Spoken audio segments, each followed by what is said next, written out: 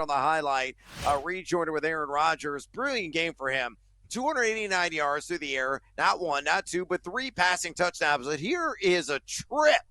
6 carries for 45 yards. He led the team in rush yards at 40-something years old. Aaron Rodgers looking springy, looking spry, and a guy that turned back the clock on Sunday. Unbelievable performance. I loved him this week. I wrote about it on thegamingjuice.com.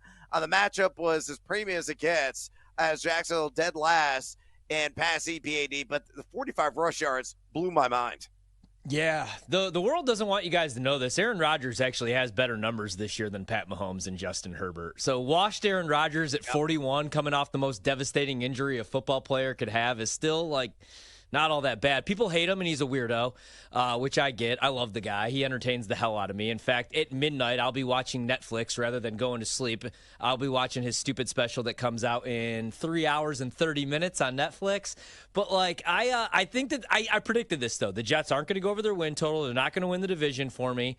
But watch, Rodgers is going to go on a little run here to close out the season. So fantasy purposes, I would play him, even if he doesn't have a favorable matchup. Him and Devontae will be on the same page. Jets fans will buy back in, and then they'll have the last dance part due next year. I'll play the futures and the win total again just to watch them finish with 5 wins. This is kind of, I think, like who Aaron Rodgers is, right? Like, he's not the issue, but that team stinks.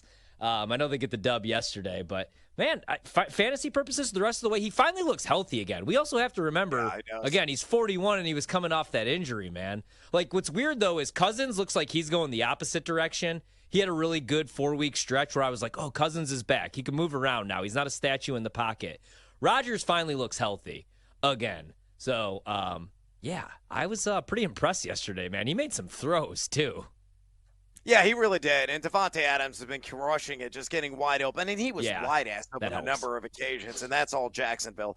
26 in adjusted completion percentage is Aaron Rodgers on the season, only number 31 in ADOT, but he has 9 multi-TD games. Here is the rest of the season schedule against the LA Rams, at Buffalo, and Miami after that. Miami dead last in most fantasy points allowed the quarterback position. Buffalo middle of the pack at 14th most, but the Rams 9th most. Like, if you would have trot them out there again in round 2 of your fantasy football playoffs, I rubber stamp it. I fully support it. I think Aaron Rodgers is going to go for another 240, 260 and a couple of airstrikes. And who knows? Maybe he's going to keep on running like he's Josh Allen or Lamar Jackson. It's crazy. Yeah, and I 41. Yeah, you brought up that Rams matchup, man. I know they did pretty good against Brock Purdy. I just think that's kind of shows where Purdy and that Niners team is right now. But you look at the other quarterbacks, everybody else has had at least half of them 220 passing yards, at least 2 touchdowns, including Geno Smith. Drake May had 220 yards and 2 touchdowns. So I think at least that matchup is a great one for Aaron Rodgers. Yep, no question. All right, let's move on to Seahole, Smashhole. Oh, the football Frankenstein, Derrick Henry. 14 for 67, no receptions, no touchdowns. 3 straight weeks he's been held out of the end zone, which is mind-blowing in my opinion. I thought at minimum he was going to go for 100 yards. I thought at minimum he was going to score 1 touchdown. I thought maybe multiple touchdowns was in play against the G-men. They score over 30 points in the game, but he doesn't cross the chalk a single time. So if, Derrick Henry got you the dance, guess what? He didn't take the girl home, unfortunately. So that was a bit shocking and dismaying to say the least. He's still number 6 in yak per attempt, number 5 in missed tackles forced among all qualifying running backs this year. But you look at the rest of the season schedule, Pittsburgh, 21st most fantasy points allowed to the running back position. At Houston, 29th most. And then Cleveland, 20th most. So it's not a great setup for him down this home stretch of the fantasy football playoffs. Derrick Henry, if you survive this week, maybe you had a bye, and you got in your fantasy playoffs, and you're able to exhale, and you're going to be fine for the round upcoming. There is no guarantee he's going to go off against the Steelers. I'm starting to wonder, if he's a guy, because he didn't catch the ball. He's kind of a one-trick pony. He didn't find the end zone. Man, you're going to be, really climbing up, not a hill, but a mountain, trying to catch up maybe to your opponent in your second round of your fantasy football playoffs. Yeah, I would still start Derrick Henry, man, but like you said, and I'm looking at that first matchup against the Steelers, kind of struggled. Not your typical Derrick Henry type numbers, right? 13 carries for 65 yards, which was only good for 10 fantasy points, depending on the league. And you get the Texans in there as well. Texans and Steelers both have top 10 run defenses, but who knows? Even if it's touchdown dependent, it's King Henry. I don't think I could put him on my bench, but yeah, you wish, he really would have went off yesterday for you, and you wish you had more, better matchups down the stretch, but still, it's Derrick Henry, and I don't think I could keep him on my bench. I don't think I could put him on my bench unless I have a really good, couple running backs on my roster. Yeah, totally agree with you there. All right, let's go to maybe one of those running backs. My guy getting down with some Chase Brown. Oh, that maple syrup. So good for the fantasy football soul. 25 carries. Exhaustive work has kind of been his MO the last few weeks. 97 yards and a touchdown on the ground. Oh, but wait, there's more. 3 catches for 16 and a touchdown in Tennessee against the Tennessee Titans.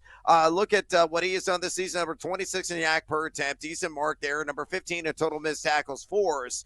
The schedule's not the greatest down the stretch, admittedly. Yeah. Cleveland at home, Denver at home, at Pittsburgh, all outside the top 20 in most fantasy points allowed to the running back position. But it's all about the pump up the volume, pump up the volume, pump up the volume, dance, dance, do, do, do, do, do. I mean, Brown has been balling. Here's a question I have for you. Where do you think he goes in drafts next year? Do you think he's like a back end first round pick in 12-team leagues, or maybe a little bit deeper? I think maybe a little deeper, but I mean, I don't think it would be a bad pick in the back end of first round drafts, right? I mean, he's been on fire. It all comes down to, is he going to get the touches? And he's finally getting the touches. Like you said, the volume's been there. He was just 3 yards shy, I believe, his second career 100-yard rushing performance yesterday. 7 total touchdowns in his last 7 games.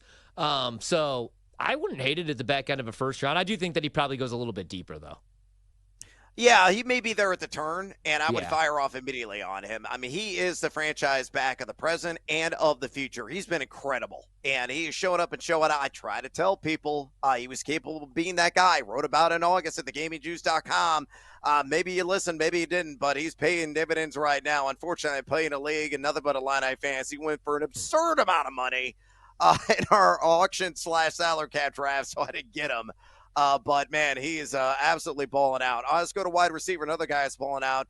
Rookie wide receiver, the Jacksonville Jaguars, Brian Thomas. 10 catches, 102 yards, 2 touchdowns against those Jets. Remaining schedule at Vegas, Tennessee, Indy. Of course, Indy, nobody really cares about. It's Week 18. Only sickos played their fantasy championship game in the last week, but could really tear up this Vegas defense. We're going to see in action here momentarily. He's number 4 in total yak this season, 12.2 ADOT, 27.6 or 2.26, I should say, yards per route run. Brian Thomas is exceptional, and it's with Mac Jones. I mean, really good. Right?